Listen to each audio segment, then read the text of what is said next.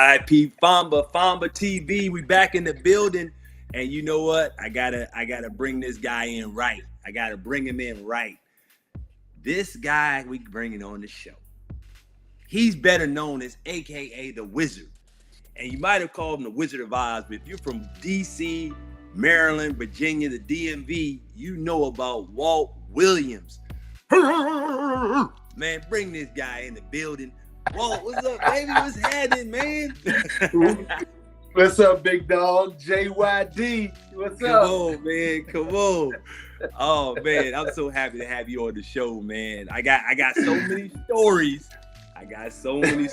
Man. But you know, the thing is, you know, I'm repping, right? I'm repping my gear today because I had to, based on the fact that you are an icon in the DMV. If you know anything about hoops, if you was hooping, you know, in our era, this guy right here, he set the standard. He set the standard for any big that thought or maybe, you know, construed in his mind that he had any kind of handles.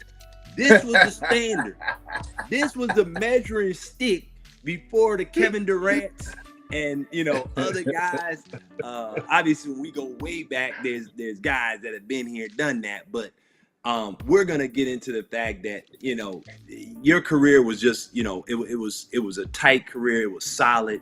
And man, you know, welcome to the show. This is FAMBA, where we talk about, you know, for athletes, made by athletes. This is about the intellectual property of athletes, and you've kept your intellectual property tight, my brother. How you doing? I'm doing fantastic, man. Let me tell you something, Jerome. Every time I would see players with the last name Williams, I would always say, "Good shot." When they did something good out there, I would always say, "Good play, cousin." So I used to always call you my cousin out there, Rome. So it's great to talk to you, big dog. Yes, sir. Yes, cousin sir. Rome. Hey, look, I wish I could. I wish I would have known that, because I would have shown up. Oh, that's my cousin, bro. That's my cousin. Oh man, that's what's happening. Yeah. You know, we go way back because back in the day, obviously with you at Maryland University, and the iconic Len Bias, who was from the area, being from the area and growing up and seeing the impact that Len Bias had on our community, and then you following in his footsteps. I mean, look at the photo right there. You know, you got Len Bias, you right next to him doing your thing. That was like the you know, I guess in our era, because I hadn't gotten to Georgetown yet, it was like oh, we back, you know, we got another dude. He's that dude. Talk about that.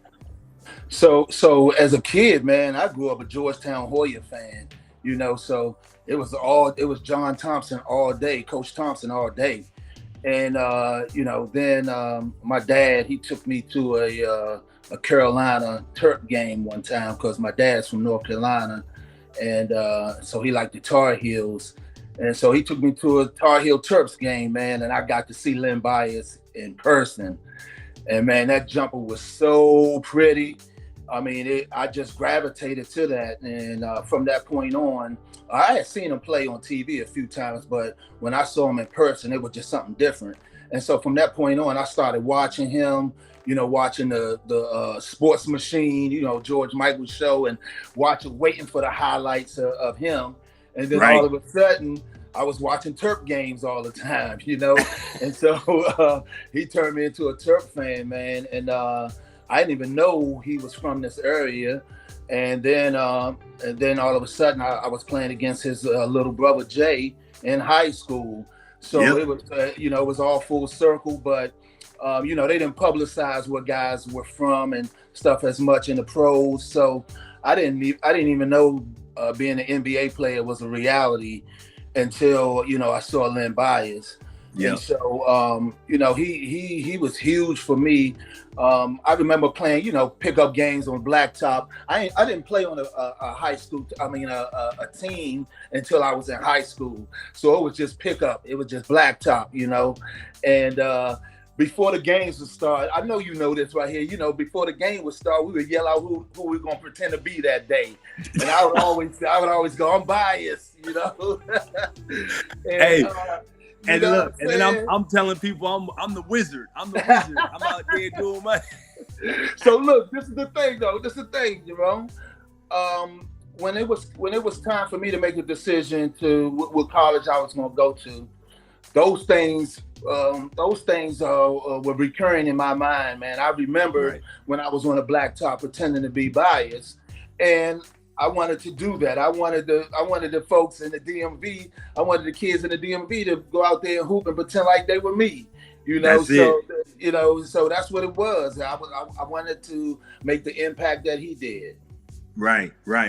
And in my era, my guy that I looked for in the park when I was growing up, because you had moved on, was X-Ray Hip, who was going to Maryland. So we played the same position. We were athletic. We could shoot. We could handle. And X is a good friend of mine as well. So when it came down to making a decision, I put on that Hoya uniform because Coach Townsend came and got me. But if you look at the picture, right, you see them socks. Yeah. What people don't understand is that there is, in order to be indoctrinated at that time, right? If you wearing those socks on the playground in the hood, you better be right. Else you gonna get it. You ain't walking out of there, bro. Yes, sir. You had to be right. So I had this point guard when I was in high school at Crossland High School, young boy, maybe like a sophomore. My sophomore year on varsity, point guard was this dude named Mike White. And Mike White used to shoot from half court like Steph Curry does right now. He used to do that back in high school, back in the late 80s, man. Right. Late 80s, right? But this dude used to have the high socks on out there playing. I mean, he was the only dude that did that. And I thought that was cool, right? And so, so I would do that every now and again. But when I, this one inter-squad scrimmage we had before a football game, so people were at this inter-squad scrimmage. And I had just watched some George Gervin, the Iceman highlights, and I pulled my socks up. I pulled my socks up to play in this scrimmage, and man, I was phenomenal out there, right? And so from that point on, I kept my socks up, hooping like that, right? Yeah. But then I got so used to it, it wasn't even just hooping. I mean, when I would regularly walk around, I would have the high socks on. Sometimes I would go to the Go-Go's sometimes, right, Ron? Yeah. I would be in there with some shorts on and high socks, man. So that was my regular speed, that was my regular thing. My swag, was to have some high socks on because it felt comfortable to me. I didn't feel comfortable with the ankle socks and, showing all your legs. I didn't feel comfortable with that, man. So it felt comfortable to me to have the high socks. So I wore it like that all the time. It wasn't just in hoops. I wore it like that all the time. Man, listen, you're on the FAMBA show. You're watching the FAMBA show. I got the one and only Walt the Wizard Williams on the show. He's dropping gems. And I got to ask you this. After you get drafted, talk about you coming off the bench and dropping 40. I mean, tell me what that game looked like. I don't think it's talked about enough. I hear a new kids saying, hey, man, he got 40 tonight. He got 50, this and that. I haven't heard not one of those guys say they came off the bench. Steph Curry, Harden, Kyrie, KD, Mike. I mean, the list goes on and on. I just want to know from you, tell me people what they were dealing with back in the day. You know what? That was in my rookie year, right? And so they had no idea. The scout report wasn't all that thick, in your rookie year. And so, man, I was able that night. I think I hit a 3 off the glass that night when, I was so hot, man. So, but I was on. I was aggressive. I saw that ball go through the hoop a lot. I was excited about being in the NBA. and I was aggressive. You know, in the NBA, you know, when you get it going, they run ISOs a lot. I was fortunate enough to play for a coach, Gary St. Jean at the time, man, and he liked to run ISOs a lot. You know, he was similar to Rudy Tomjanovich and Yeah. Don Nelson, those Mm-hmm. guys, and his philosophies offensively, and so. It was cool, man. When I had it going that night, and he was getting me the ball. My teammates, you know, I played with veteran guys like Spud Webb, Mitch Richmond, Wayman Tisdale, the Yep. L Train, Lionel Simmons. You know, these guys were veteran guys, and they were getting buckets. You know, we had like 4 dudes on our team that averaged at least 17 points a game. Wow. You know, and so it was cool to have a night like that, especially against a team like the Sixers. You know, you grow up watching them, Dr. J and Barkley, and you know, you coming out there on the court and you're able to put up numbers like that, and so that was cool, man. You know, just playing in the NBA period, it was cool to do that. It wasn't something that I zoned in on when I was in college. I wasn't saying to myself, "Oh, if I do this and that, I was going to make myself this NBA player." You know, like I had mentioned earlier, I didn't even know that was a reality until I was like a junior in college. And so it was just about every day I wanted to show the people who was watching that particular game that day that I was the best. Yeah. And, just with that mentality, you know, every game, it was good enough for me to be the 7th pick in the 92 draft, man. And Come on. it was a pleasure it was such a honor to play against those great players, man. I know you know, man. I do. I remember the first time it was against the Portland Trail Blazers, man. And I had a phenomenal game. This was the first game I dropped 30.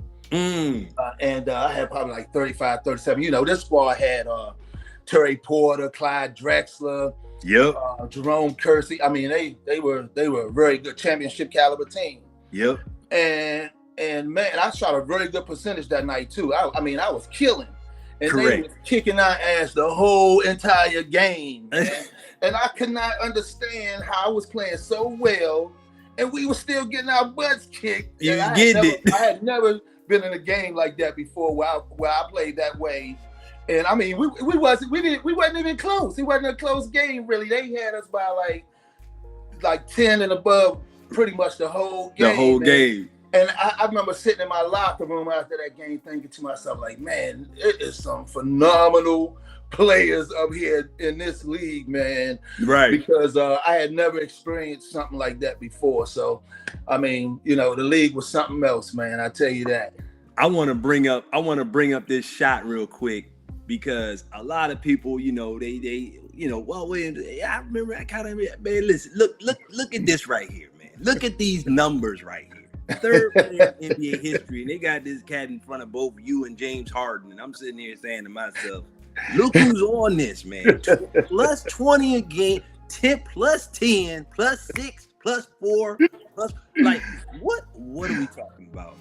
Like, what are we talking about, man? This is serious business. Like, this is who you are. This is what you would bring into the table every night. Hey man, that was cool to see that. That was cool to see that because the young boy right there, he was the latest to do that. But for a long time, it was just me and James Harden. So, but my oldest son, Tyrese, he's a huge James Harden fan. Okay. So I would always tell him, you know, hey, me and Harden got this right here. We had a few games we had put up these numbers right here, man. We the only ones. And he didn't even know it. But it's cool to, you know, it's cool to be mentioned like that, especially with names like those two guys. Absolutely. Hey, if you're tuning in right now, you're watching the FAMBA show with JYD, your host. I got my boy on here, the Wizard, Walt Williams, aka Icon on top of Icon, not only from the DMV, but NBA legend, doing it big all the time. We're getting into some of his things that he's doing off the court here shortly, but I gotta bring this guy in and ask him some questions about intellectual property for these young kids, middle school, high school. I know you've done a lot of coaching in the AAU circuit. What's happening with NIL, bro? Get down to the nitty gritty. You know what? To me, I think that when you talk about NIL at the college level, I think this was going to happen. I think that you start to have this dynamic before NIL where the players are in college for a hot second and they moving on because they trying to get to that bread, man. They trying to get money. And I think now that when you're able to make that in college, those guys who were more apt to leave early, they stay in college now. And when you're in college, what you're going to do? You're going to get your degree. You're going to get that education. So I think that it's going to be more commonplace for the kids to stay in college a bit longer now. And now you're going to see these kids start to get educated even more. And then also, I think financial education, financial literacy starts to happen earlier. I know for myself, when I was a kid in my senior year going into my rookie year, you know, I come from humble beginnings, man. We didn't know about the finances to that degree. We had no idea. So it was learning on the job because you just don't, unless you have if that's your major or something like that in college, you just don't learn those things. So now I think that when you get this money now in college, it's real life. It's a real life situation. And it gives you that preparation for when you go to the NBA. So you start to be mindful of the money that you have and the taxes that come along with it. And you can't just spend it all and those things. So you start to be aware of it. And now when if you're lucky enough to get to the next level, you have a better understanding. But even if you don't, when you're going out into the world, you have an understanding to start you off now of how to manage money, at least to some degree. So I think NIL is a good thing from that standpoint. The thing I think that tends to turn it into maybe a professional environment is when these kids are able to leave and then play right away. So when that happens, I think and you combine that with the NIL, I think the money is just, and you just switching teams from here and there. And I think it also put the coaches in that type of mindset where they have kids on the team. They say, you know what, you're not good enough. I got another kid. I can go into the portal and get, you know. And so, a lot of people don't understand that these kids that go into the portal, not all of them are there because they want to see if it's greener on the other side. A lot of them are there because the coaches did not want them there. That's right. So, and I believe that back in the day, that was taboo. That's right. You wouldn't do that to a kid, but I think that because you have the environment of you pay kids and then they can leave and play right away, it makes it all fair game. Yeah, it does. It does. It puts a different dynamic on the whole college realm. It gives power to the coaches and the institutions as well as the players. Not just the player, like you said, that has that power just saying, yeah, I want to go, because sometimes they're actually put out. And I think that that's something that, you know, especially young players learning their craft, going to class, making sure they're keeping everything tight for their intellectual property to gain value and gain strength. That's what IP FAMBA pushes. And I'm glad you brought up the financial literacy, because that was something that IP FAMBA offers for free for every athlete that's on our platform. Free financial literacy, as well as free mental health and wellness.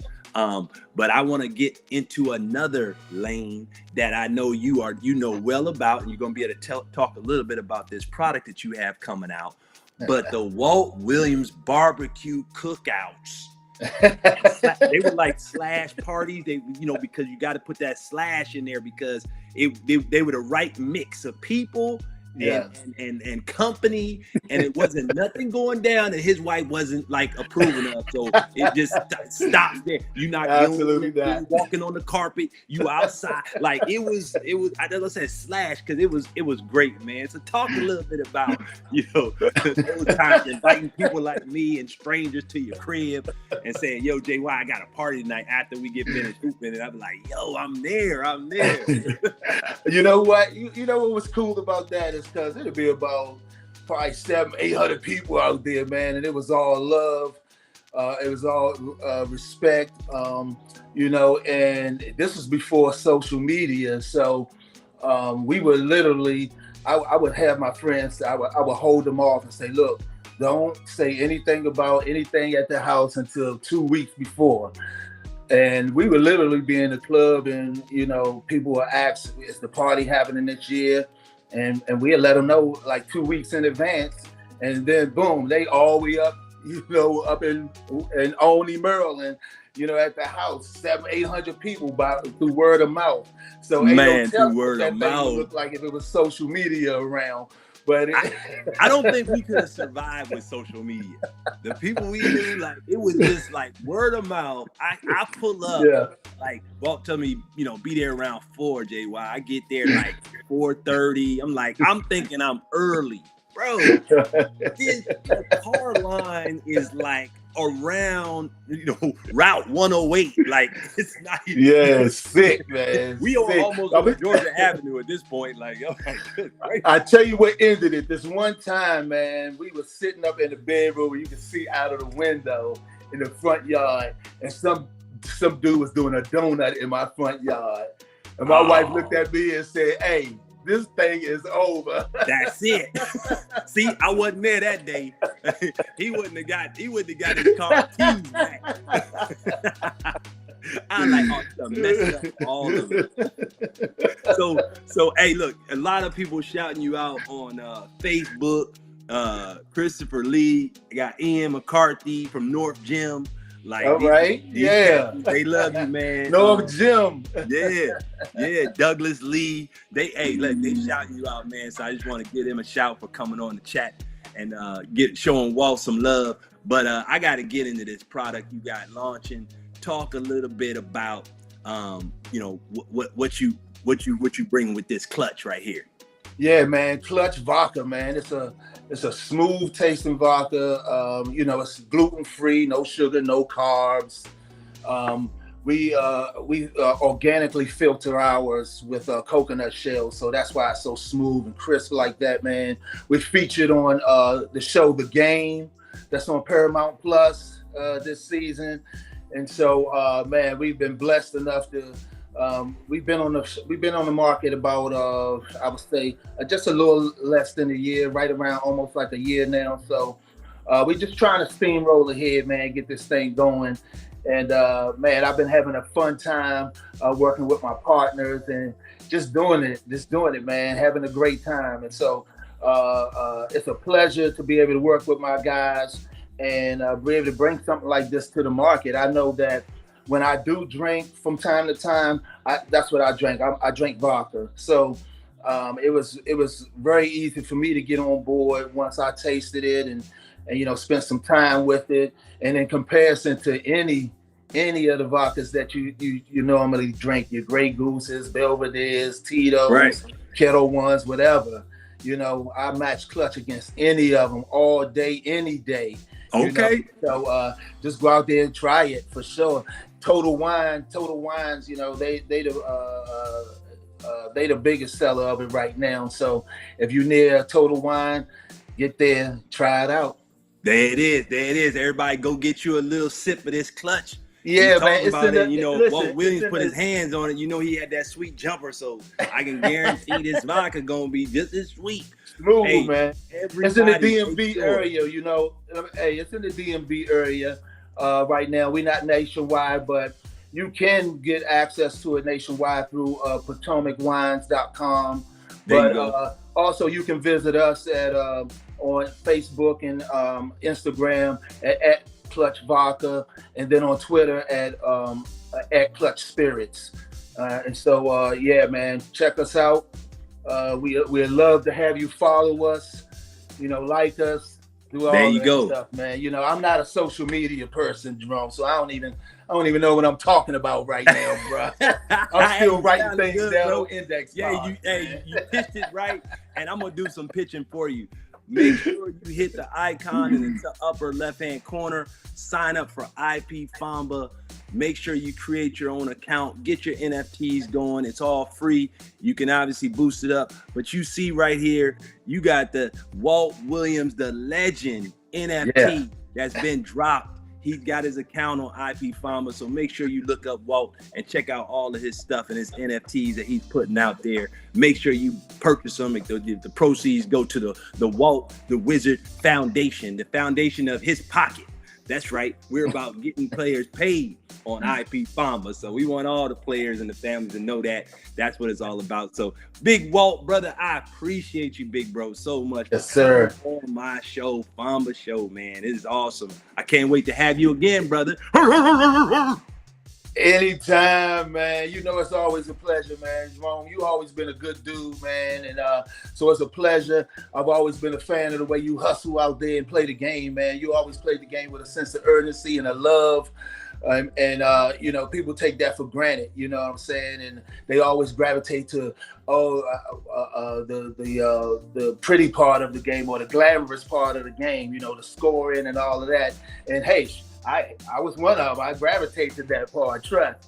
But you respect guys that play like you, man. And I always love playing with guys like you that bring so much energy to everything you do, bro. So it's a pleasure being on the show. I can't wait to come back, man. Man, appreciate you, brother. We're going to definitely have you back. Dog pound.